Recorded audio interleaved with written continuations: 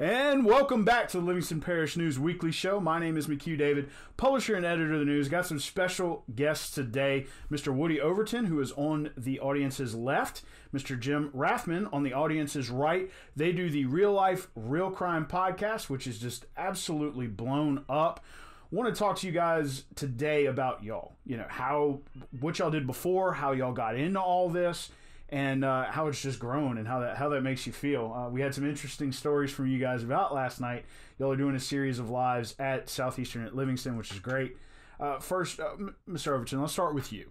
Yes, sir. You know, before getting into this podcast, what was it that you were doing?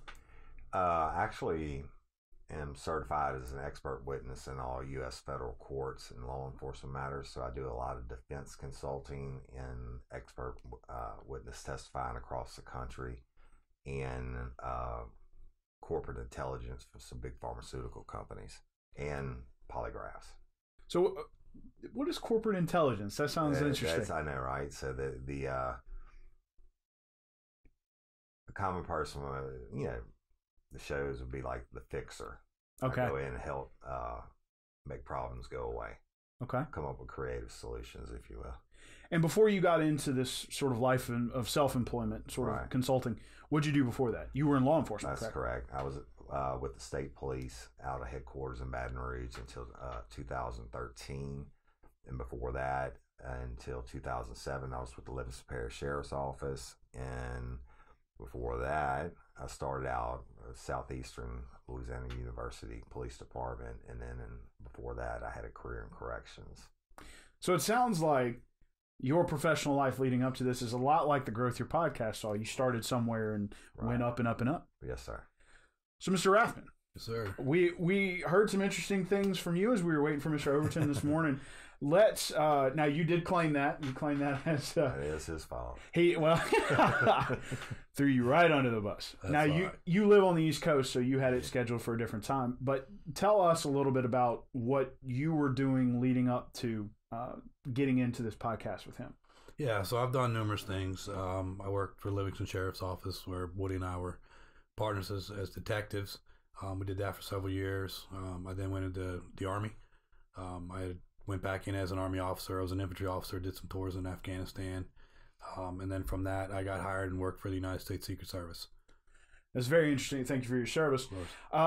You know, one of the interesting things you brought up earlier was having to work in New York in September, which is UN month.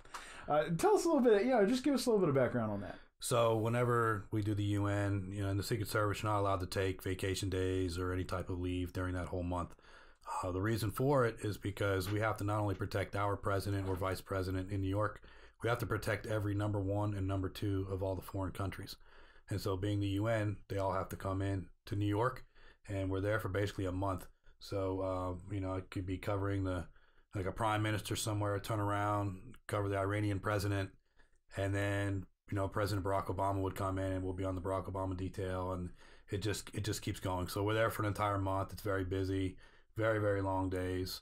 It's a grueling month in the Secret Service. And you're not allowed to take breaks or any vacation or anything in the month of September, right? In the month of September, yeah, you're not allowed. Right. So, if there's a death in the family, that's something that's different. But other than that, no, you can't schedule your vacations that month. Got to be in New York. Yeah, right.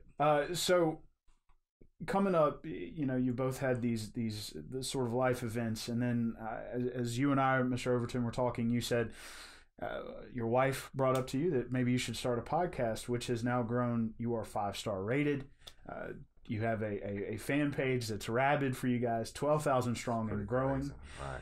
Well, yeah, that's what I was going to say. You're over 1 million downloads. Before we really even get into the mindset, tell me what it feels like to have the growth that you've had and just how rabid these guys are for your show. It's really surreal. I had no idea that the true crime genre fan base was so rabid, if you will. They're fanatics, but I love them for it. Right. And so, when we launched, it hadn't even been a year, but it just grew so rapidly, and the fans, the numbers, it's just hard to explain. Just can't put it into words, really. Right. You want to try? Yeah, I'm with Woody on that one. We love that they're so crazy about our podcast. one of the reasons why we do it. But I can tell you that for us, and the reason why we also think it's grown so much, is we love doing the interacting with all of our fan base. We spend hours a day just communicating back and forth with those that make posts or post photos, and we just like to communicate. I mean, it's just a lot of fun that way, and so it's just continuing to grow, and couldn't be any happier about that. I love it. And we certainly try to answer every post, which is, you know, it takes many hours a day. Mm-hmm. But I think, I don't really think of them as fans, but they think of us like some kind of celebrity, right? And when they get that personal attention, I think that helps feed our fan base, if you will. Right. And audience engagement's huge, especially in the age of social media. Yeah. I mean, it's a big deal. So, you know, Woody, you started the podcast, correct? Right, and correct. You came in later. Correct. So let's back up to what we talked about earlier. Your wife brought it up to you. Right. So set the stage for us. Why'd she bring it up? She had all, you know, there's nowhere we can go in Livingston Parish where I don't point out and say, oh, I worked such and such here, or worked such and such there. And you know, she said, people like my voice and they like my stories, and I started a podcast. And I'm like, I don't even know what a podcast is, you know. And then so it kind of did it on a dare, you know, and been real blessed. Right. Obviously, it has grown. So I mean, you know, when you're talking about your first episode, you have a lot of opinions and emotions about that first episode. Mm-hmm. Let's just talk about what it was like that first time you got in front of a microphone. I mean, what was going through your head? Well, one thing we don't do, we don't use any notes or scripts or anything. We go strictly from memory. And sometimes, you know, we get street names wrong, and certainly right. addresses and things like that. But I just sat down and told a story. You know, and told it from memory, and I know we both are. I'm very passionate about the stories and the cases that we worked, and very proud of what we accomplished in our law enforcement career. So I just got in front of the mic and just laid it out. You know, right? Just let it rip. You think that pride is part of what helps you present the show? I think that a lot of fans have said that they can tell that we actually care, and we certainly don't do anything to sensationalize crime. We always show the empathy for our victims and the victims' families, and that we always will. But we're telling real life and real crime, okay? And we're telling the real details, and unfortunately, a lot of those are hard to hear. But I think that's what differentiates us from everybody else. You know, they're literally reading scripts that they have writers write for them. We're telling what we actually saw, or what we heard, or we smelled. You know, and if I'm going to touch on that too, because you know, when you work these cases, you get emotionally attached to them as well. I mean, at times you're going and you're telling a family member their biggest fears, and you have to actually tell that to them, and you have to do it in a very caring manner. And you're also trying to do your best at the job to give them the answers and to give them the closure, so you don't leave anything open for them to wonder about.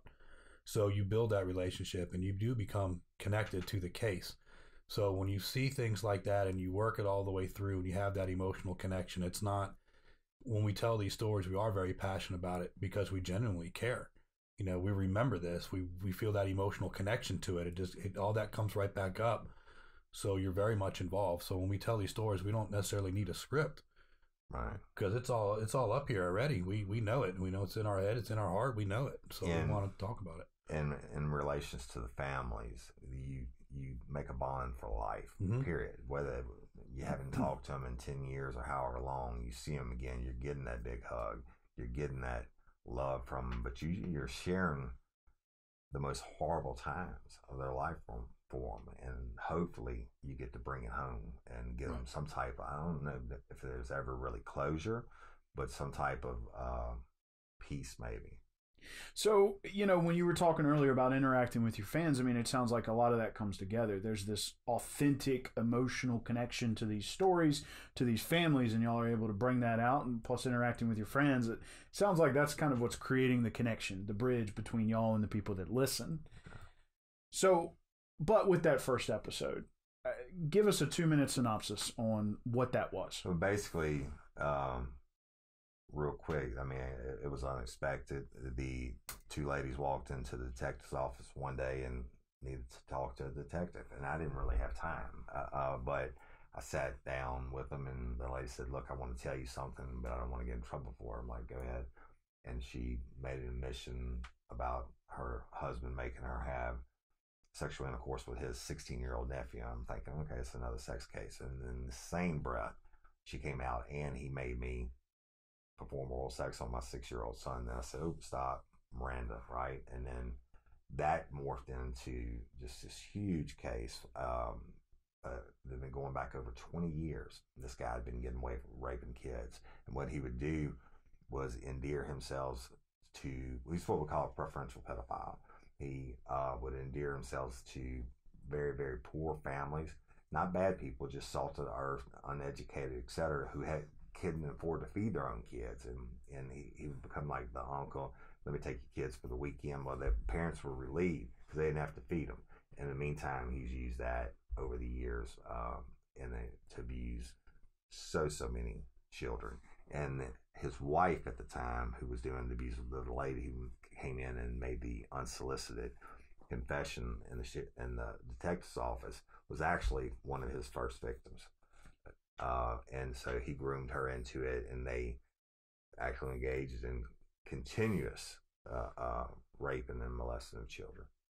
And, a lot of these sort of get, it's not just emotional, but, it'll hit close to home for people that have kids or that have family, maybe even grown kids. You never know. Now, you had regrets about that first episode. Walk us through that. I don't have regrets about the story. I have regrets about putting it first, because when people search real life, real crime, and they pull up the list of the episodes, well, that's number one. So you click on number one and you hear the roughest stuff you're ever going to hear. And everybody, that has children or grandchildren or whatever, I mean, most people don't believe that kind of evil exists, right? They're sheep living in a wolf's world, or they don't want to hear it. Even my own family members, I have a large family with lots of brothers and sisters and 20-something nieces and nephews. Some of my own brothers and sisters won't listen to it because they don't want to think about their own kids going through it, right? So it's hard for them to hear. I don't have any regrets about the story. I have regrets about placing it first. Right. Right. So, but it went off. Yeah. I mean, obviously the numbers don't lie, but I think maybe the numbers could be even higher had you built up into it. Had that one not been first. Right. We would have done something a little bit more lighthearted. But then again, maybe not. Well, I don't know. Well, I mean, I think a rabid fan base is interested in things like that. Tell us about the first days after, and the growth that came. It strictly like our crew page, our private Facebook, the group page. There was a psychologist out of Alaska who listened to it, and she said, "I listened to all of it." She's a criminal psychologist. She said, "I listened to all the true crime podcasts." She said, "I'm telling you, you have something here. You need to start your own private group page so Facebook can't censor you." I'm like, "I don't know how to do that." She actually did it for me, right? Oh. And then we get these people. We have moderators. We'll call them our dream team from all over the world. Two of them are from Australia. We have one in Canada and everywhere else. And these are people that were true crime fanatics, and they heard the podcast and they were like, "Hey, you really have something here." And so they helped walk us through the base steps of growing the fan base and everything like that. So within a few days, I mean, you're building a team. A team's coming together. They're coming to me. Right. And I just rolled with the punches, improvised, adapt, and overcame, I guess you would say. So, well, let's go over to you. How do you get involved? Jim and I had been talking. I think he called me after one or two of the episodes, and we've been talking. And I want to get on because we have so many great stories together, right? And not just in detectives, but in uniform patrol and SRT and different things. And we were always buds. And so I've been saying, we're going to do it. And then I had to go to Orlando on case from a private business. And so we sat down in a hotel room in Orlando and laid out the first episode. And it was magic from there on, right? So What was that visit like? I mean, what did it feel like to have, this guy from your past come to you and y'all start talking about it? I mean, it was great. So Woody and I have always been friends over the years. Even though we hadn't seen each other in quite some time, he put us in the same room, and it was like we never missed a day. Right. And that's what I love about it. So at first we got there, we just started talking, and we're just laughing and just having a good old time, just like we were back working together as partners, sitting in an office. Just I always say you can judge a true friend by the time that you can be apart and you get back together. It's like you never missed a beat, and that's him and I. Right. A brother from another mother. That's right. So. and it was great. We just grabbed the microphone and we're like, hey, let's talk about this case. I think in one of the first episodes, I laughed so hard I had to get off the microphone. I had tears in my eyes, and then he's a yin my yang, right?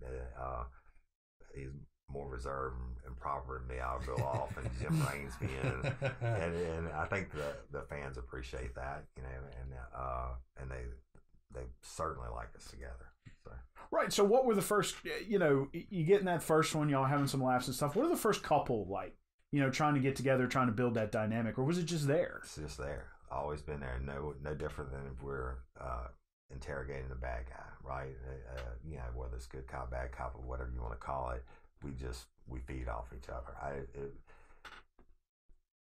I know what he's thinking, and he knows what I'm thinking, and we can finish each other's sentences. It's almost like a marriage, right? That's the way to describe it. But I mean, really, it is. A good marriage. A good marriage. Hey, we have our bumps, but we'll get on in each other too. But once we're past the bump, we're still here. Right. We get past the bump, we start laughing and having a drink. Laughing. But it's good. We balance each other out. But we also know what our strengths and weaknesses are, right. And that's how it was when we worked together too. And I don't think there was a case we couldn't solve together. But where Woody is incredibly strong, and I'm not, he'll teach me to get me up to that level. But vice versa, I'm incredibly strong. More on, I'll tell you right now, like for me, you can hand me a packet of papers and just go through everything and just pick out what doesn't make sense. And I can put that together all day long. But if there's an interrogation that goes on, this guy's going in. Because I'm telling you, it's analytical and the organization and the thought process, it's him. I'm wide open, and he does what he does, and we bring it together. We bring it together, and it works. Yeah. So that made y'all good cops. It made us great. Yeah, right. Made us great. That's a good way to put it. Made it great. It's not that I can't do interrogations. I'll just tell you right now, I can't do what he can. This guy, I don't want to be on the other side of that seat if he's on there. I'm just telling you. And it made us great because we just took powers from both and we knew how to make it work. And when we were partners together, like we literally solved everything, and it was awesome. It really was. Great times. So y'all got to pull that old relationship back together, right? Absolutely. Right. And it's caused you to be very popular. But you can't define what we have. Okay, I mean, I thought about trying to label it or whatever. You can't define it. I've dealt with people, thousands of people throughout my career, and 98.5% of what I do for a living is read people and judge people. Okay, and what we have, it's something special. Yeah, it really is. What do you see here? Yeah,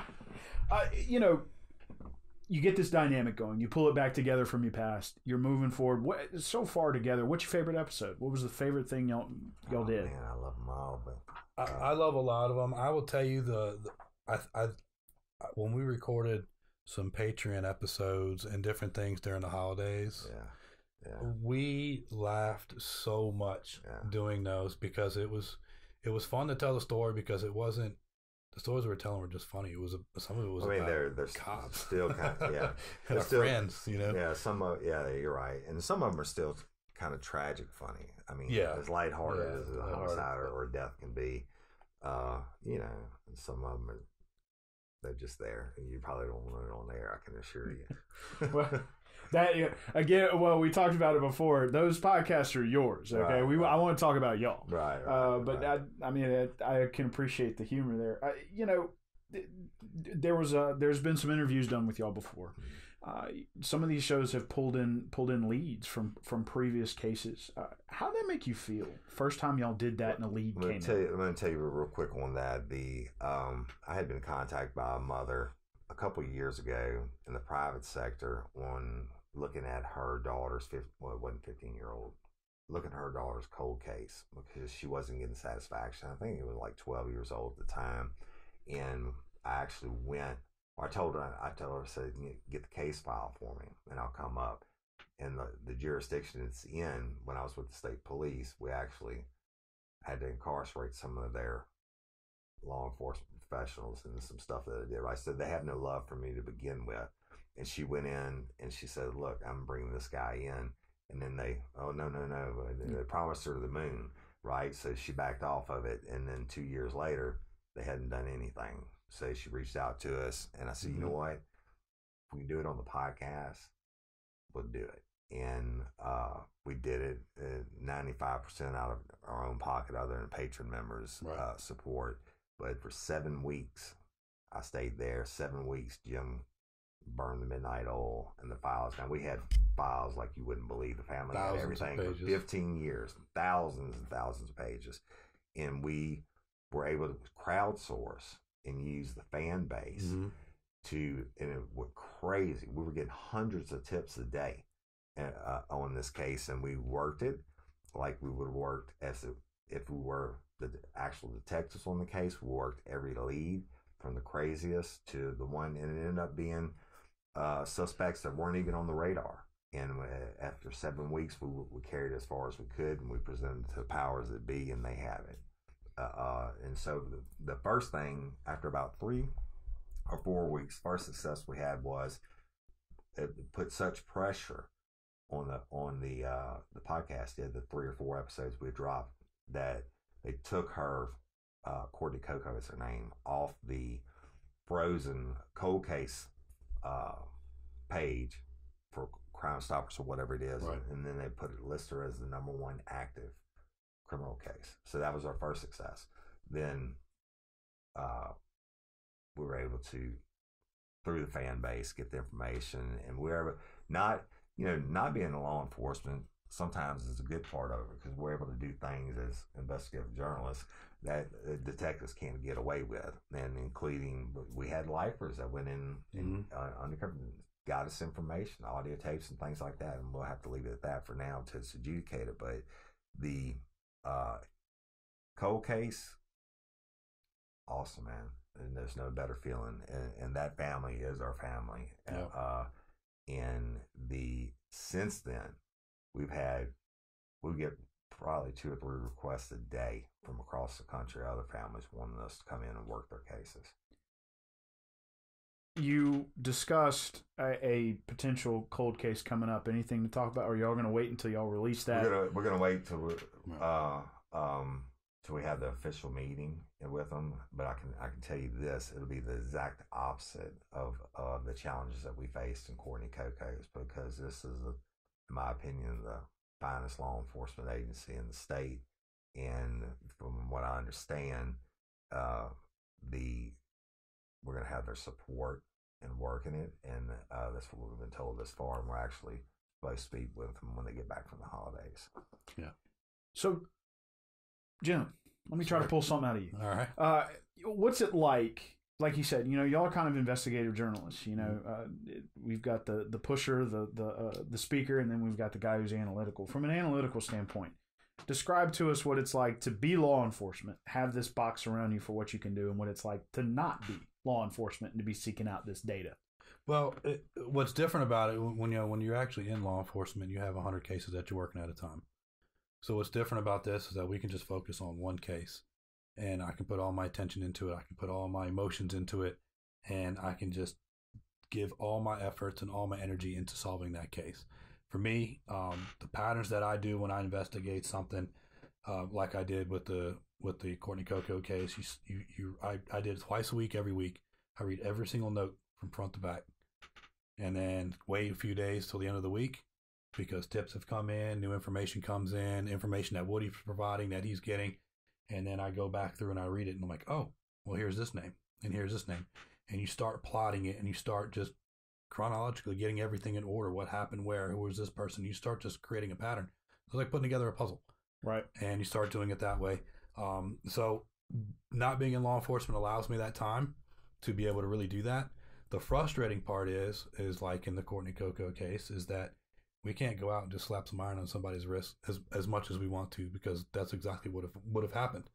There was more than enough to make a probable cause arrest on that, and we can't. We have to rely on somebody else to do it, and whatever the reasons are for not doing it at this point is unknown.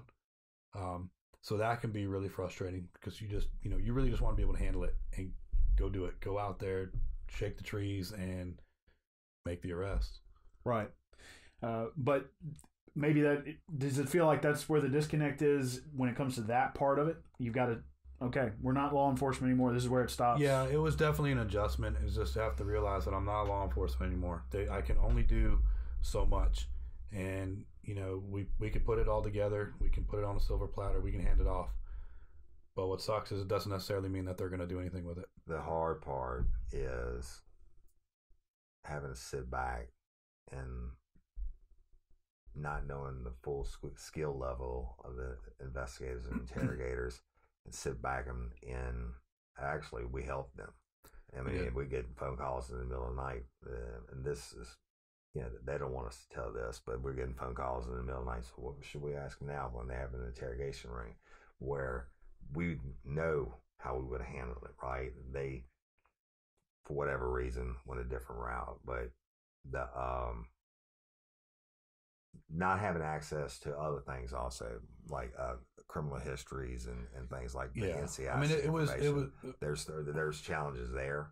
Also, I know for him on the analytical side. Yeah, when you have law enforcement support, you can go through the proper channels to have the information that you need to be able to investigate. It would be amazing. In this previous case that we worked, we had zero cooperation other than the communication they were providing us offline that we were not supposed to do, but we're doing it anyway because they couldn't advance the ball forward without calling us and getting information. They did not have the skill sets that we did to be able to push that ball forward more. So they kept us involved, but it didn't allow us to go and say, well, this person, we got to run a background on this one, or we need to run a work history on this person, or, and run those particular databases that you have access to. We don't have access to any of it. None. So that can present a real big challenge when you don't have that cooperation. Right. And again, it's totally different. It's adversarial to a point already when we show up to take this case, right? And then then we force them to take it from a frozen case to the number one hot case because they heat their feet catching because of the podcast, and then we're providing real live, even when they're doing their interrogations, etc. We're still getting tips and running them down and providing to them, etc. The difference would be, and I would like to, I'm certainly not going to be able to pick and choose everything cold case that we work going forward, but the difference would be in having a professional, competent investigative office that, not saying that the case that's coming up that they haven't done everything possible, right? But the thing is, what we got in Courtney Coco's case, what was so amazing is people, and hard for me as a career law enforcement officer, is people didn't want to talk to the cops.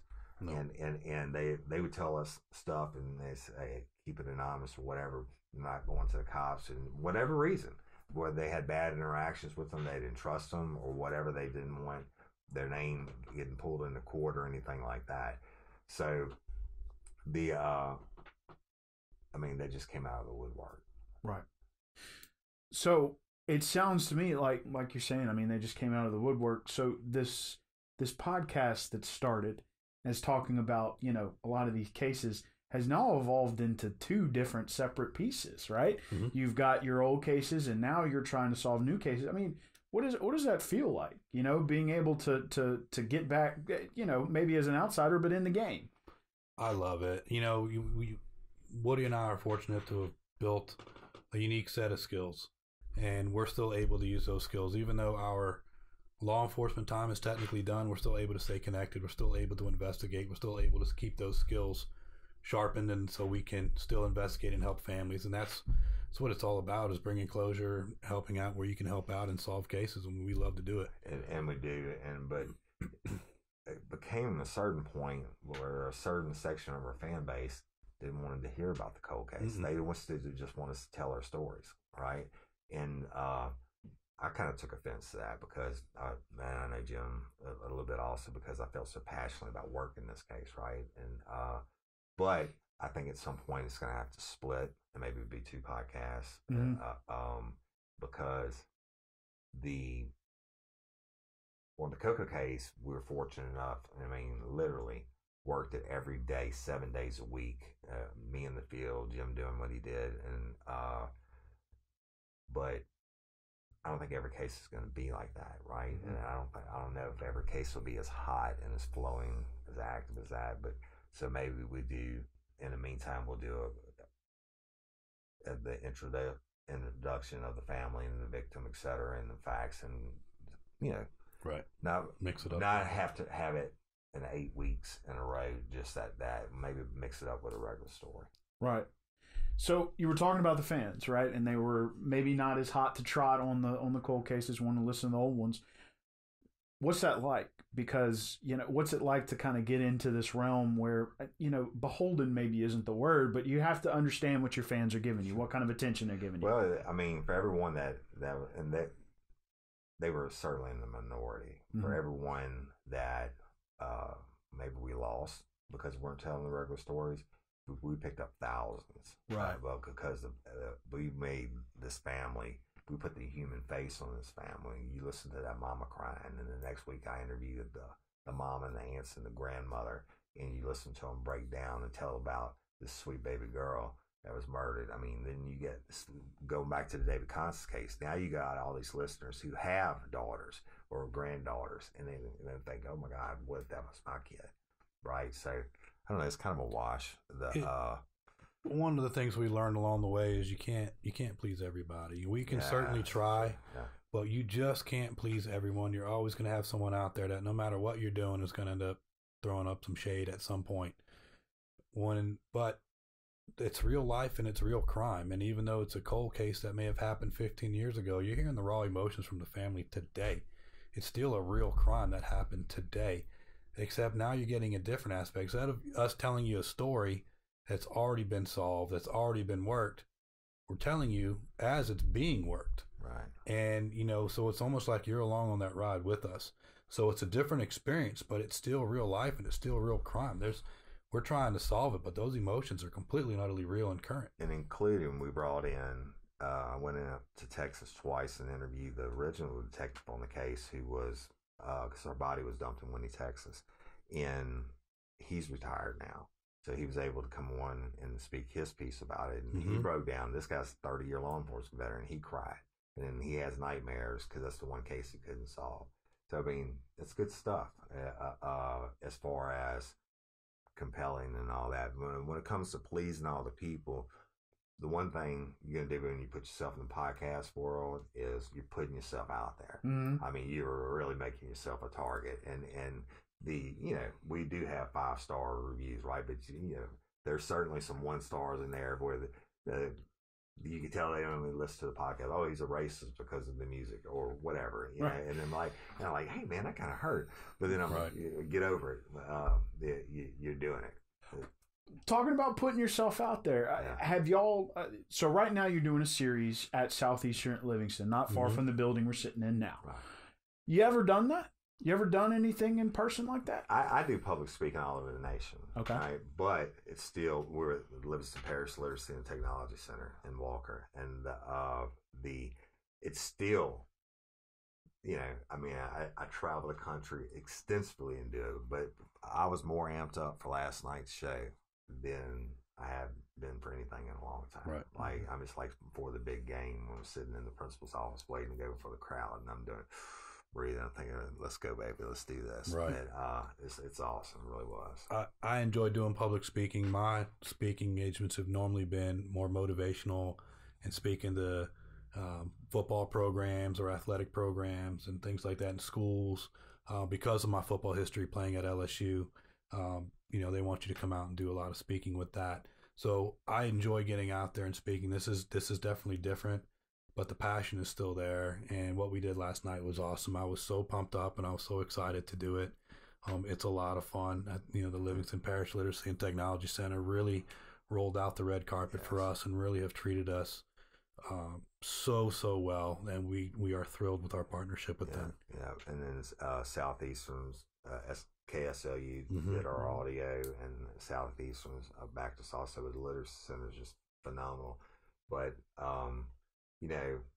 really comes down to the storytelling, and so you have to be able to put all this stuff together and tell the story. Right. That's what the fans were there for. Right. They want a good story. So, you go and you do the show, and then afterwards you've got all of these folks. I mean, real folks. They're people, and they want to see you. And they're, what's that? How's that make you feel? You It's finally get to see in-person raw emotion. It's crazy. I'll tell you just real quick. With Crime Con last year in New Orleans, we weren't even 4 or 5 months old. And we just went to have a presence, but not have a booth or anything like that. And I was sitting in the Drago at the base of the Hilton, and some ladies from Arizona came over. Oh, wait, can we get your autograph? I'm like, what?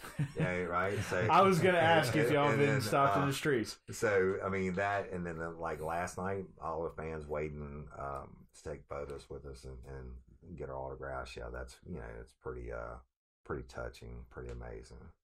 Because I love the fans, I love them, I really do. It's one of my favorite parts is interacting with fans.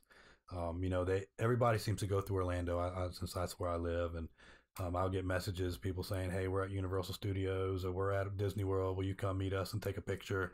And it's starting to get more and more with those messages. And then when you come out here, just even yesterday, just getting on the plane, some people recognized me not only for football but for the podcast, and so I was taking some pictures with people at the airport. And so it's growing in its popularity, and I absolutely love it. But last night it was really great to meet some of the fans and some of those you've been interacting with for several months. And here they are in person, and it's just such a incredible experience, and it's definitely one that I'll always cherish forever. I love it very much. And we have them come in from Houston, Memphis. One older lady from north of Memphis. Colorado. She drove in yesterday. That was just amazing. I mean, come on, man. Really? It's really special. It really is. Well, y'all are live and in person. You talked earlier in the show about interacting with these folks on social. Now they get to you're real. We're in 127 countries across the world. That's incredible. And I didn't even know there was that many countries. I know, I didn't either. Right? and fans, the messages when we were in Sweden, in wherever. Australia's amazing, huge. Right? Canada. Australia is they love the true crime there, right? Of course, they started as a penal colony, but I was about to say it's laying down under, man. I mean, it danger's everywhere right now with all those fires. Yeah. Well, yeah. Well, and talking about those fires and that sort of community involvement, people sending money there. Y'all are supporting sort of a local push here for organ donors. You want to talk about that real quick? LOPA. So LOPA. So it's one organ donor can save up to 8 lives, and there's no reason. You've already passed. You might as well preserve life and be able to pass on your organs to those that need it, so they can continue to live their life. I just think that's a great thing. I'm an organ donor. I know Woody's an organ donor. What is it? LOPA.net? LOPA.org /LTC. And you can go on there and you can actually register to become an organ donor. You just use the drop down. You can do the Literacy and Technology Center, Criminal Justice. Even if you're out of state, you can still go on there and register. There's even a drop down menu for you there.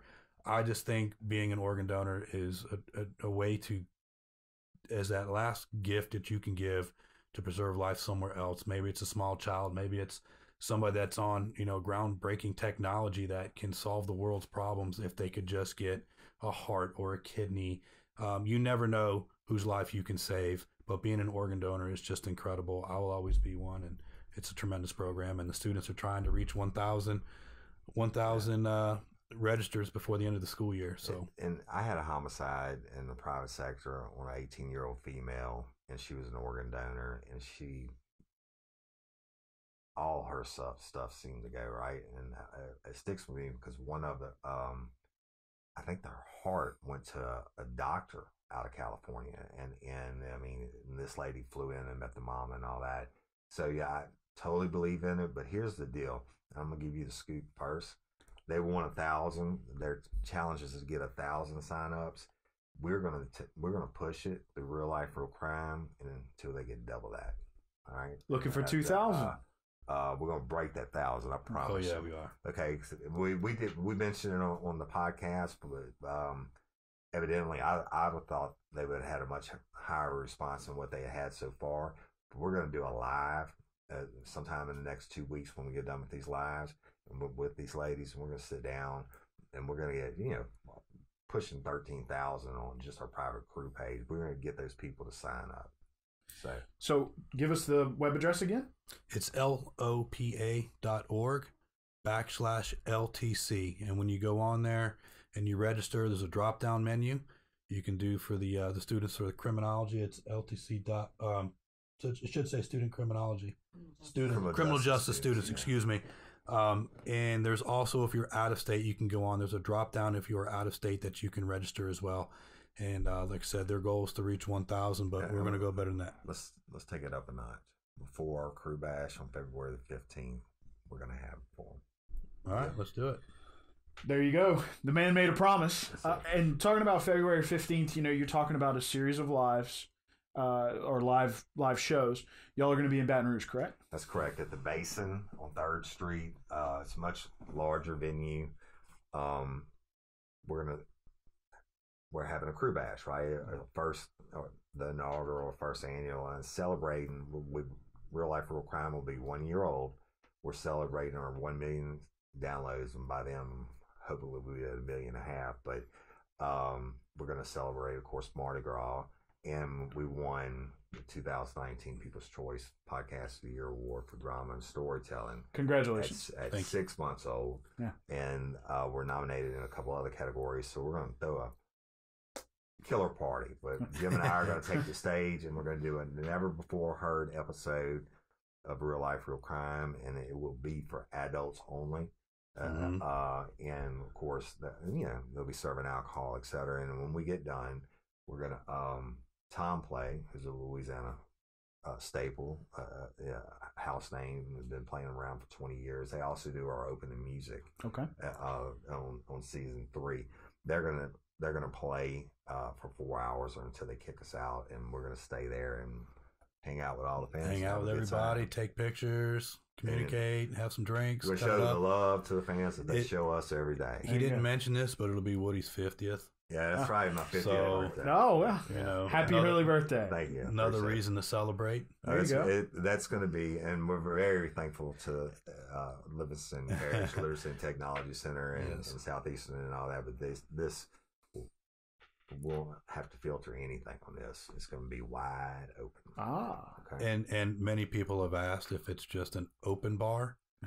Bring your credit card or cash. You're gonna get your own tab. We are not covering your tab. We are in Louisiana. Hey, the tickets are $35, not $3,500. But yeah, it's going to be a real good event, and I would like to announce that night. Hopefully, we get those organ donors for y'all by then. So, and talking about the organ donors, please sign up. As Mr. Woody mentioned, you're talking about a doctor. I mean, a person that saves lives. Absolutely. Their life was saved. I met the lady. She was super sweet. Yeah. So, in closing, I'd like to get y'all, both of you, to answer a question individually. And you touched on this a little bit. You were talking about your 5-star rating. Yeah, there's 1 stars because people probably never listen to it. That kind of thing. There are a lot of people out there who might be a little interested in your officer background and things like that. What would you say to try to lure someone in or get them to at least listen to one who may not be interested in the genre? I did not mean to stump you. No, I'm thinking. I think that if you want to broaden your horizons and not be in the normal of true crime genre, because we're not, and come and listen to one of our episodes, because what you're going to get is different, and what you're going to get may open up your eyes and make you aware. I like to teach people to be aware and not afraid. Be aware of your surroundings and maybe stop you from being a victim of a crime one day. You know, don't come in and listen to it expecting it to be just true crime. Come in and listen to it expecting to hear about real human beings, real tragedy, and some real good law enforcement work. Well, I think in today's society, no, we can't live in a bubble. What goes on around you is real. There's crime everywhere. I don't care where you live in the world or where you're there's going to be crime. And just because we're speaking about what those crimes are, you can actually learn something from it. But we also will go into great depths too about how you can get help. Like last week, we spoke about domestic violence and the programs that are out there with domestic violence. If we could reach some people out there that are victims of that, maybe now they have a way out. Maybe now they know, okay, wait a minute, these guys know something that's not being put out there. Maybe I should message them for help. You never know what information you can pick up that could help prevent you from being a victim, but it also just kind of arms you with the knowledge of what could be going on around you, just some things to look for, things you may not have thought about of how somebody could potentially be looking at your family or looking at your kids. Or it's not just, we're not just talking about crimes. There's more to it than just crimes. Right. And that's what we hope to do. I mean, if you want to hear a podcast that it's something that nobody else is doing, it's different. Listen to Real Life Real Crime. Well, lessons to be learned today: awareness and just get started, right? And that's probably how y'all solve those crimes. Just get started. That's it. Jump in. Gentlemen, I want to thank you. Thanks for taking the time today. We appreciate you coming by the office. Thank you. Again, for those of you watching, Mr. Woody Overton is on the viewer's left. Mr. Jim Rathmann on the viewer's right. They're going to do one more show at Southie, or at the two more shows. 2 more. Literacy and Technology Center. You can check them out. I believe Mr. David Gray is going to be joining you guys tonight.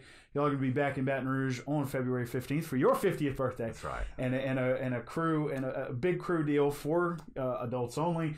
Bring your own credit card and your cash. One last time, my name is McHugh David, publisher and editor of the news. Appreciate you guys taking the time to listen to this podcast or watch it. Remember, we do post these on our website. We also push them out via Anchor FM. We have a website, www.livingstonparishnews.com. We are once a week in print. We will be back at you next time. Have a great day.